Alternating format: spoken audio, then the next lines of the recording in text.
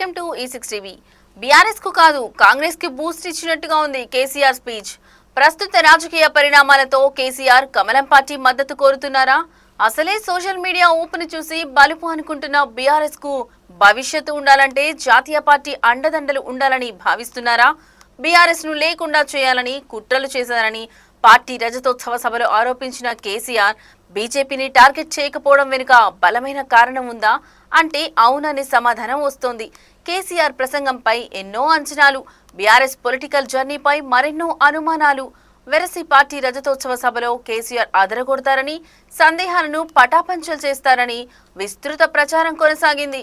గులాబీ అధినేత ప్రసంగం ఆ అంచనాలను అందుకోలేకపోగా మరెన్నో అనుమానాలను తెర మీదకు తీసుకొచ్చింది. తన స్పీచ్ ఆద్యంతం కేసీఆర్ కాంగ్రెస్ ను మాత్రమే టార్గెట్ చేశారు.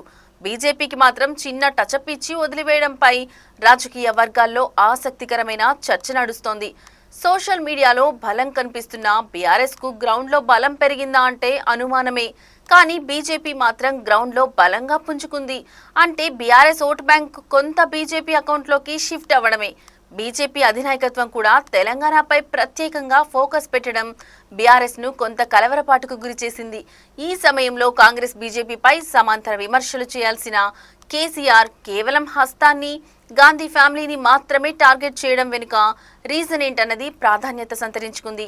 ఇప్పటికే బీఆర్ఎస్ బీజేపీ ఒకటనే ప్రచారాన్ని కాంగ్రెస్ ఇంకా వాడుకలో ఉంచుతోంది. అయినప్పటికీ పార్టీ రజతోత్సవ సభలో బీజేపీని ఒక్క ఆపరేషన్ కగార్ మినహా ఎక్కడా కేసీఆర్ టార్గెట్ చేయలేదు. ఇది బీఆర్ఎస్ బలహీనతకు నిదర్శనమని, అవసరమైతే బీజేపీతో చెలిమి ఉంటుందనే దూరదృష్టి వలనే కేసీఆర్ బీజేపీని విమర్శించలేదనే కాంగ్రెస్ చేస్తున్న వాదనకు బలం చేకూర్చేదే.